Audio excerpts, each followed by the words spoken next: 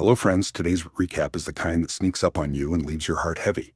We're going back to a small seaside town in Italy, 1940, where war is rising and rumors are even deadlier. Our main character is Renato, a 12-year-old boy who thinks he's just enjoying his new bicycle and messing around with friends, until one woman walks past and changes his world forever. Her name is Malena, the most beautiful woman in town, but beauty here isn't a blessing, it's a target. Men stare like they own her. Women hate her like she's the problem. And Renato watches it all with innocent eyes that slowly start to understand cruelty. What begins as a childish crush turns into a heartbreaking story about obsession, judgment, survival, and a town that destroys what it can't control. Let's start, friends. The story begins in Italy in 1940. Right as the country enters World War II, in a small seaside town we meet a 12-year-old boy named Renato. He is at that age where the world feels huge, everything feels new, and a single moment can burn into your memory forever. One day, Renato's father takes him out to buy a bicycle. For Renato, this is not just a bike. It is freedom. It is a badge that says he is growing up. As soon as he gets it, he rides through town like he owns the streets, showing it off and soaking in the attention. He finds his friends, and they crowd around him, excited, touching the handlebars, admiring the shine, and teasing him the way boys do. Then one of the boys suddenly says, "She's coming, so sit down." All the boys immediately drop into place like this as a routine. Renato looks confused. He does not understand who they are waiting for. A second later, he sees her. A woman walks past them, and the entire atmosphere changes. Her name is Malena, and she is known as the most beautiful woman in town. Renato just stares, frozen, like his brain cannot process what his eyes are seeing. It is not just that she is pretty. It is the way she moves, the way the town seems to make space for her, the way every man turns his head and every woman stiffens. Renato becomes instantly obsessed in that childish, overpowering way where he thinks he is just curious, but it is really the beginning of a lifelong memory. Renato and his friends jump back on their bikes and start following Malena from a distance. They treat it like a game, like she is a celebrity, and they are detectives. Malena lives with a quiet sadness around her. She is married, but her husband is almost never home because he is serving in the army. She visits her elderly father often, a former teacher who is hard of hearing, and she takes care of him with devotion. Malena does not chase attention. She does not flirt. She does not invite trouble. She simply exists, and that is enough for the town to obsess over her. The men want her. They crave even a glance from her. They speak about her in whispers and stare at her openly, shamelessly. Meanwhile, the women resent her. They judge her clothes, her walk, her face, her silence. They do not blame their husbands for staring. They blame Malena for being stared at. Renato is too young to fully understand this cruelty, but he can feel it in the air. At school, Renato cannot focus. Malena is in his head all day, like a song he cannot turn off. As soon as school ends, he rides his bike to Malena's street and waits across the road, pretending he is just passing time. He watches her door like it is a movie screen. One day, Malena steps outside and notices him. To Renato's shock, she calls him over and asks him to run an errand for her, giving him money to buy cigarettes. Renato can barely breathe. He is standing close enough to see every detail, and his mind is spinning. He does what she asks, and the moment becomes a private treasure in his head, even though for Malena it is nothing, just a small request. Back at home, Renato's obsession starts leaking into his behavior. He steals his father's pants and takes them to a tailor, trying to have something made for himself, wanting to look older, wanting to feel worthy of the fantasies he is building. When his father finds out, he explodes, scolding Renato and reminding him he is still just a kid. Renato feels embarrassed, but it does not change what he feels. If anything, it makes the obsession stronger because now it is mixed with shame. Renato begins following Malena constantly. He watches her from corners, from alleys, from behind walls. At night, he sneaks out and climbs a tree to peek into her window through a small opening. He tells himself he is not hurting anyone. He tells himself it is harmless. But the truth is, he is learning to treat Malena like an object in a story he is writing in his head. One night he sees Malena alone in her room, listening to music and dancing softly by herself, as if she is trying to forget the loneliness. Renato watches, completely hypnotized. The next day he goes to a music shop and buys the same cassette, then plays it at night, imagining that Malena somehow senses him. In his mind, she comes to his room, smiling, stepping into his life. But when the daydream ends, he is still alone, still a boy in the dark, still watching a woman who has no idea he exists. As Renato keeps following her, he begins noticing something ugly. It is not just him. Every man in town watches Malena. Rich men, poor men, officials, shopkeepers. They stare at her like they are entitled to her. When their wives catch them, the wives do not confront their husbands. They throw insults at Malena instead. Malena never argues back. She never defends herself. She walks with her head down, silent, loyal to her husband, faithful even when she is alone. Malena goes to visit her father regularly. He is aging, on medication, and she looks after him like he is her last anchor in the world. Renato follows her there too, hiding nearby and watching her care for him. In Renato's eyes, Malena is not just beautiful. She is tragic. She is lonely. She is a character in a story that feels bigger than his small town. Then the war reaches their town in a cruel way. One day, soldiers and officials announce names of men who have died. Among the names is Malena's husband. The town reacts in a way that reveals its ugliness. Malena is devastated, but many men secretly feel excited because now she is a widow. Renato watches this and does not understand why the town feels so hungry. Malena is crushed by grief. She loved her husband, and now she is alone. She moves in with her father for support. Renato watches her cry behind windows.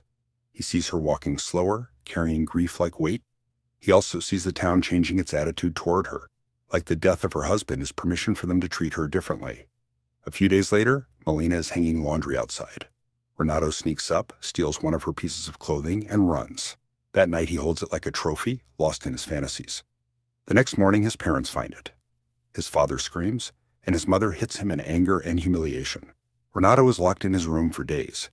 He refuses to eat, gets sick, and the family calls a doctor. The doctor says the boy needs fresh air, regular meals, and less isolation.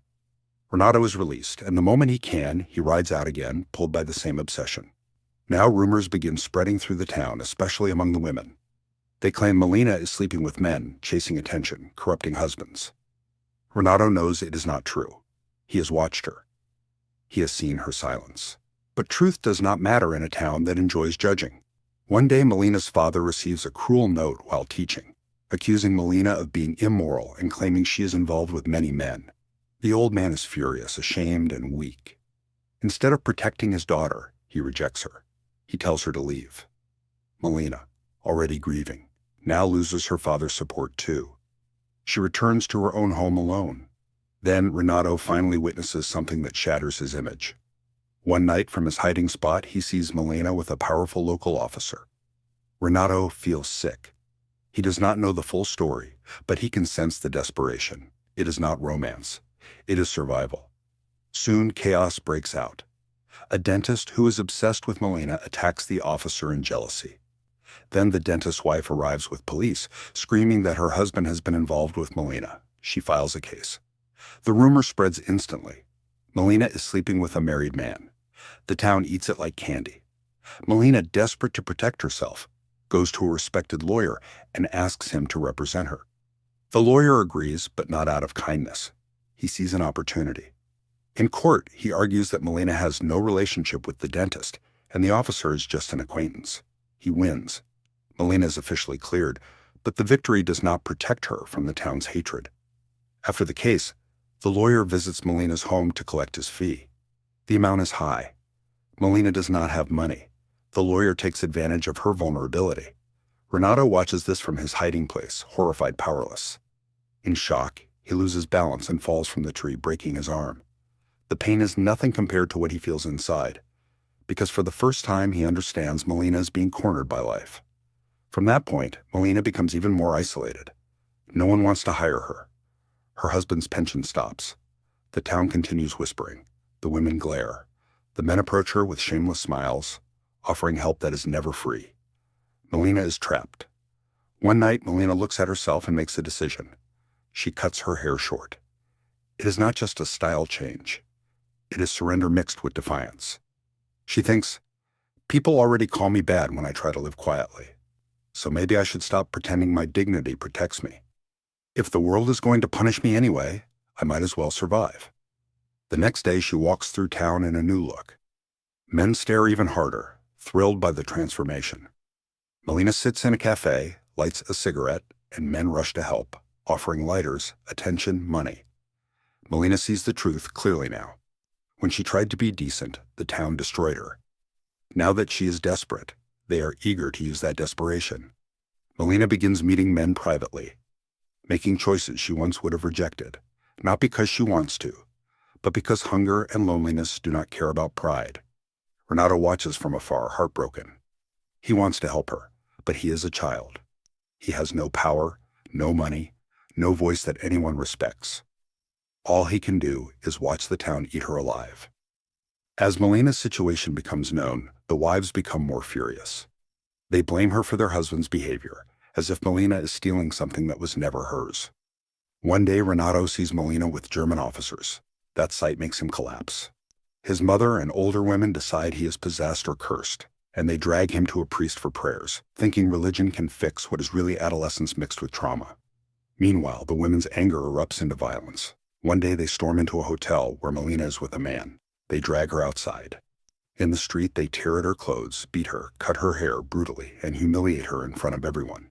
Men stand and watch. Not one steps in to protect her. The town turns Malena into a public lesson, as if destroying her will restore their marriages. Malena survives the beating, but she cannot survive the town anymore. She leaves. Renato watches her go, helpless, carrying guilt he does not fully understand yet. Then, a twist changes everything. Malena's husband returns to town alive. He has lost an arm in the war, but he is alive. The town is stunned. He goes to his home and finds strangers living there, people who lost their homes in the war and took over his house. He asks about Malena, but no one wants to tell him the truth. Even his friends speak cruelly, implying that Malena behaved badly while he was gone. The husband is crushed, angry, confused. Renato knows where Malena went. He even knows which train she took. He wants to tell the husband, but he is afraid. In the end, he finds a way to speak without facing him. At night, he throws a letter near Malena's husband and runs. The note says she still loves him, and she went to the city of Messina. Malena's husband leaves that night to find her. A year passes. Malena returns to the town with her husband. She looks even more beautiful, but now she walks beside a man, protected by the fact that she is no longer alone. The women notice something important. She is not a threat now. She is with her husband. Their jealousy softens into uneasy respect. They begin greeting her politely in public, calling her madam, pretending they never harmed her. Malena responds with quiet dignity, offering simple greetings as if she is choosing peace over revenge. One day at the market, Malena drops a bag and oranges roll onto the ground. Renato, now older, steps forward and helps gather them. It is a small moment, but it carries the weight of years.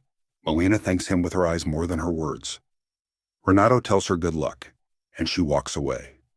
Renato rides his bicycle through town, thinking about time, about growing up, about all the crushes and romances he will have someday. He admits to himself that he told many girls he would remember them. But the truth is, there is only one woman he never forgot. Malena. And that is where the movie ends.